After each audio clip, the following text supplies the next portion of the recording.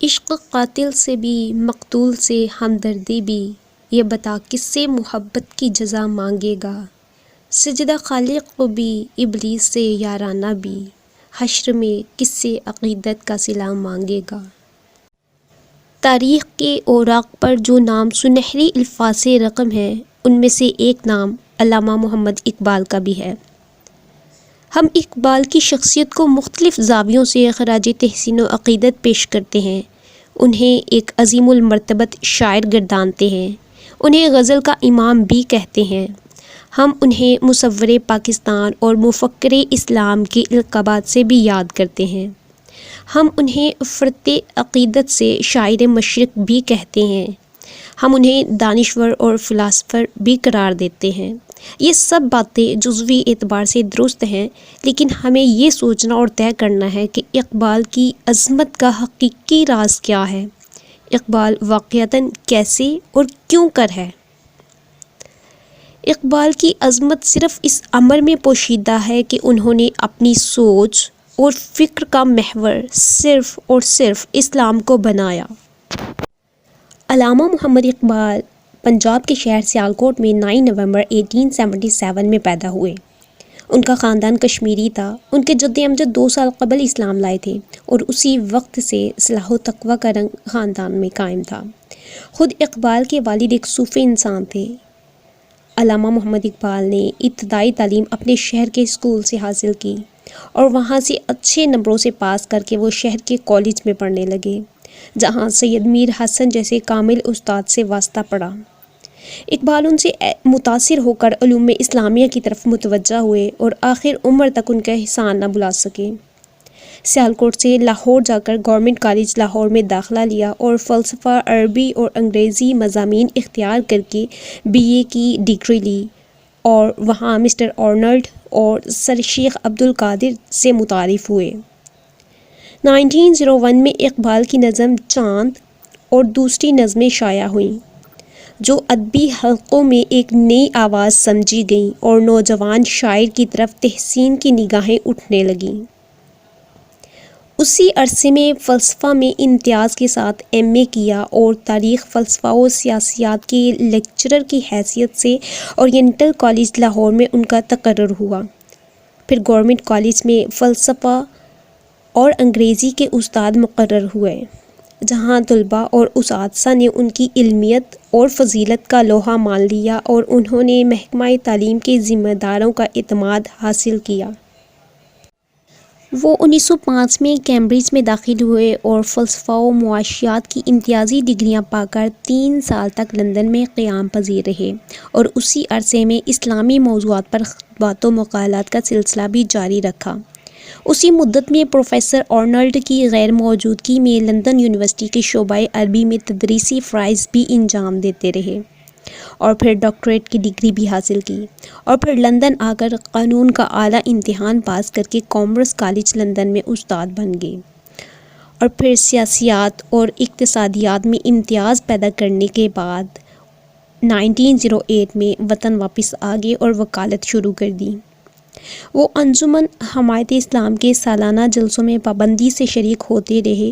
اسی کے ایک جلسے میں انہوں نے شکوہ اور دوسرے میں جواب شکوہ پڑھی، جو ایک قومی نظم کی حیثیت اختیار کر گئی، اور یہ درست ہے کہ زبان و بیان کے اعتبار سے وہ بہترین نظمیں تھیں۔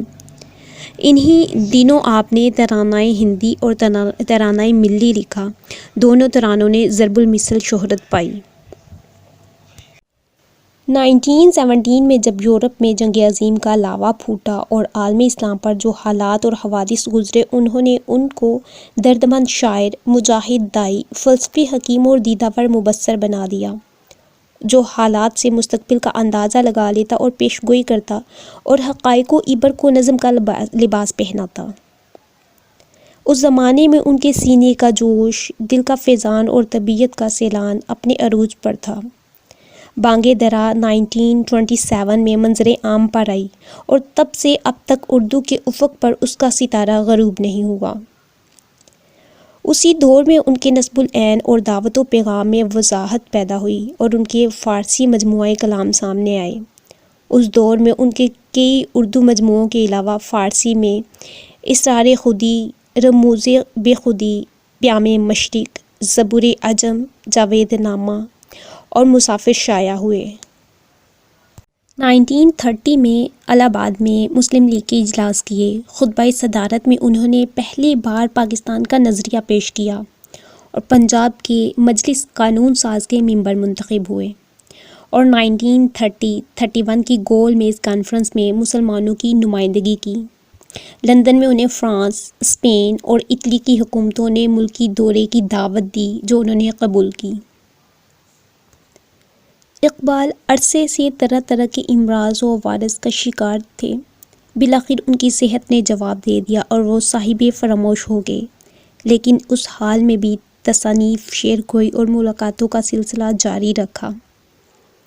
اپنی وفات سے 10 منٹ پہلے وہ قطعہ کہا جو شوق و حسرت کا بیان اور ان کی زندگی کا ترجمان تھا۔ یہ وہ آخری دلیل تھی جو انہوں نے صداقت اسلام اور مومن کے ایمان و یقین پر قائم کی اور اپنے بوڑھے وفادار خادم کی گود میں آخری سانس لی، اور عالم اسلام میں پھیلے ہوئے دوستوں، شاگردوں اور قدردانوں سے منہ موڑ کر اور ان کو سوگوار چھوڑ کر دین و ادب کا آفتاب، عظمت و اقبال جس نے دلوں کو حرکت و حرارت، روشنی اور گرمی عطا کی تھی، 21 اپریل 1938 کا آفتاب نکلنے سے پہلے غروب ہو گیا۔ اقبال کا ایک شاعر و مفکر کی حیثیت سے مقام و مرتبہ اس قدر بلند ہے کہ اس کو بیان کرنا ممکن نہیں، کیونکہ اقبال جیسی مایہ ناز شخصیتیں صدیوں میں پیدا ہوتی ہیں۔ اقبال کی ذات کو اللہ تعالیٰ نے برصغیر کی مسلم قوم کو بیدار کرنے اور ان کی رہنمائی کے لیے منتخب کیا تھا۔ یہی وجہ ہے کہ خودی اور خود شناسی کا پیغمبر اس دور میں پیدا ہوا جب دنیائے اسلام پر چاروں طرف سے مصائب کی گھٹائیں چھا رہی تھیں، اور برصغیر کی مسلم قوم بھی ایسے ہی مسیحا کی متلاشی تھی۔ چنانچہ انہوں نے شاعری کے ذریعے ملت اسلامیہ کو جو پیغام دیا، وہ عزم و عمل کا پیغام تھا، اتحاد و اتفاق کا پیغام تھا، غلامی کی زنجیریں توڑ دینے کا پیغام تھا، وہی بلند و برتر مقام حاصل کرنے کا پیغام تھا جو قرون وسطیٰ کے مسلمانوں نے حاصل کیا تھا۔ اقبال کا پیغام مسلمانوں کے لیے زندگی کا پیغام ہے، اسی لیے وہ مسلمانوں کو شاہین کی طرح بلند نگاہ، بلند پرواز اور تیز رفتار دیکھنا چاہتے تھے۔ اقبال کا پیغام آج بھی ہمیں مسلسل عمل اور حرکت کی دعوت دیتا ہے کہ ہم اپنے اسلاف اور اپنی روایات سے جڑ کر اور اپنی راہیں متعین کر کے دین و دنیا کی کامیابیاں اور عروج حاصل کر سکتے ہیں۔